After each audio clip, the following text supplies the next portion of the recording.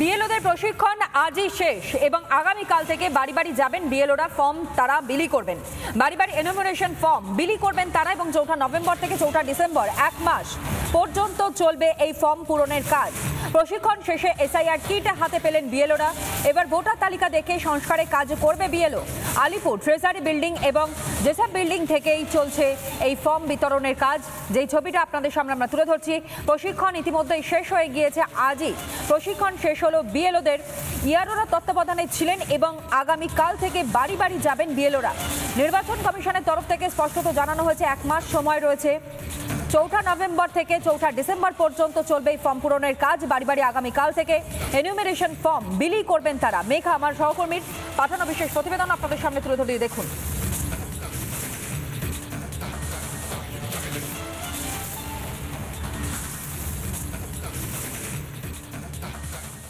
যেমন যেই ইলেক্টরের নাম দেওয়া রয়েছে, এটা তার 2025-এর পুরো এপিক নাম্বার, তার অ্যাড্রেস, তার পার্ট নাম্বার, তার সিরিয়াল নাম্বার সমস্ত কিছু এখানে প্রিন্টেড রয়েছে।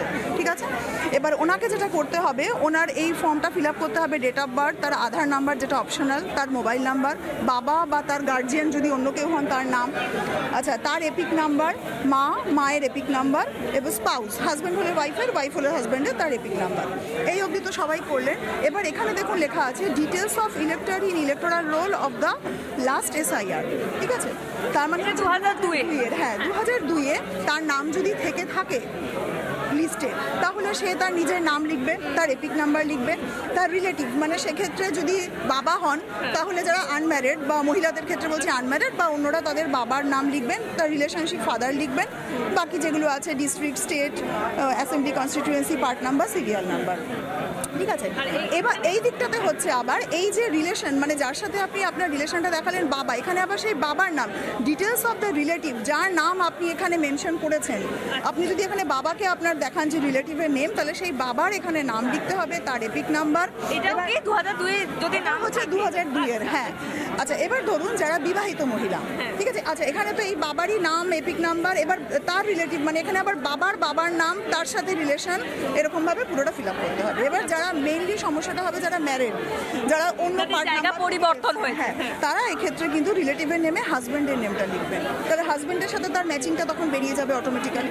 তারা তখন এখানে রিলেটিভস নেম বলতে এখানে হাজব্যান্ড। 2002-তে ধরুন নাম নেই, 2002-তে যদি নাম না থেকে থাকে তাহলে সে এই যে এখানে তার বাবার নামটা লিখছে সেখান থেকেই তার ম্যাচিংটা হয়ে যাবে। মানে তার বাবা, তার মা বা তার দাদু ঠাকুমা কোনো একটা যদি ম্যাচিং থাকে, বা যাদের বিবাহিত মহিলাদের ক্ষেত্রে হাজব্যান্ডের সাথে ম্যাচিংটা হয়ে যাচ্ছে। ঠিক আছে, আর যার বাবা মারও নাম নেই, কারোরই নাম নেই, তখন তাদের ক্ষেত্রে ফর্ম জমা দেওয়ার সময় কিছু না, ফর্ম 6 না, এই ফর্মটা যখন তারা জমা নিয়ে নিচ্ছেন বিএলওরা, আবার তারপর তাদেরকে আবার হিয়ারিংয়ের মাধ্যমে ডাকা হবে, তখন তাদের থেকে ডকুমেন্টস দেওয়া হবে, যাদের সমস্ত ডকুমেন্টস সেখান থেকে আবার নেওয়া। হ্যাঁ, সেটা হচ্ছে একদম লাস্টে, যাদের কোনো রকমই আপনার কোনো রকম রিলেশন পাওয়া যাবে না 2002-এর সাথে, পরবর্তী ক্ষেত্রে আবার ডাকা। আর 2002-এ কোনো একটা রিলেশন থাকলেই তাকে আর ডাকা। একে তো ফর্ম কিভাবে পূরণ করতে হবে তা বিএলওদেরকে প্রশিক্ষণও দেওয়া হয়েছে এবং তার বিশেষ প্রতিবেদনও আপনাদের সামনে মেঘার মধ্য দিয়ে আমরা তুলে ধরবার চেষ্টা করলাম। কিন্তু একই সঙ্গে প্রশিক্ষণ শেষে এসআইআর কিটও হাতে পেলেন বিএলওরা এবং পরবর্তী সময় এই কিট নিয়েই তারা বাড়ি বাড়ি যাবেন আগামীকাল থেকে। সেই সংক্রান্ত আরও একটি প্রতিবেদন আপনাদের জন্য।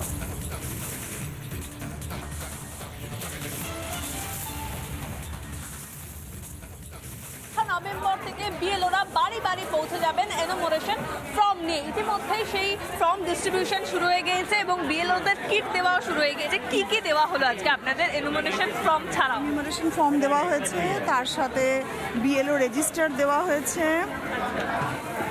আর এখানে কিছু ফর্ম দেওয়া হয়েছে, ওই ফর্ম 6, ফর্ম 8 যেগুলো আছে, এগুলো ফর্ম 6, হ্যাঁ। আচ্ছা, আর এখানে একটা কার্ডবোর্ড দেওয়া হয়েছে, আঠা দেওয়া হয়েছে, স্কেল দেওয়া হয়েছে, পেন দেওয়া হয়েছে, কার্ডবোর্ড দেওয়া হয়েছে, পেন্সিল আছে, পেন আছে না, পেন্সিল, স্কেল। এখন গিয়ে কি কোথাও আর নিরাপত্তার অভাব মনে হচ্ছে? নিরাপত্তার অভাব, কারণ আমাদের তো অন ডিউটির ব্যাপারে কোনো কথা বলা হচ্ছে না, তো সেক্ষেত্রে আমরা আফটার স্কুল তো সন্ধ্যের পরে কাজটা করতে পারবো না, তো কিভাবে কাজটা করা যায় সেটা আমাদের দেখতে হবে। লিখিতভাবে কোনো অন ডিউটির ব্যাপারে জানানো হয়নি, তো সেই সিদ্ধান্ত নিরাপত্তাহীনতায় ভুগছি। দেখুন, আজকে এখানে এসেছি, আজকে অন ডিউটি পেয়ে যাবো, কিন্তু কাল থেকে কি হবে সেটা বলতে পারছি না। যদি সকালের দিকে করা সম্ভব হয়, স্কুল ছেড়ে দেয়, তাহলে সকালেই করবো। বিকেলের পর কাজ করা সম্ভব নয়, কাজ পেন্ডিং থাকবে। সেটা কি আপনাদের জানানো হয়েছে কোনো রকম এখনো পর্যন্ত লিখিতভাবে বা অফিসিয়াল? অন ডিউটির অর্ডার কিছু এখনো নেই। এখনো পর্যন্ত তো অন ডিউটি অর্ডার আসেনি, সেক্ষেত্রে কি পরিকল্পনা বা আপনারা কি কোনো সিদ্ধান্ত এখনো পর্যন্ত নিয়েছেন? কারণ ইতিমধ্যে কিট আপনাদের দিয়ে দেওয়া হয়েছে, কাল থেকে আপনাদের কাজ শুরু।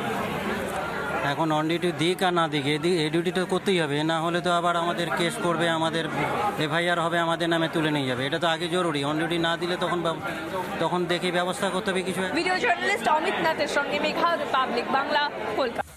নানা ধরনের কন্টেন্ট দেখার জন্য লাইক করুন, শেয়ার করুন আমাদের ফেসবুক পেজ, সাবস্ক্রাইব করুন আমাদের ইউটিউব চ্যানেল। পাশাপাশি অন্যান্য ব্রেকিং নিউজের জন্য অবশ্যই চোখ রাখুন রিপাবলিক বাংলায়।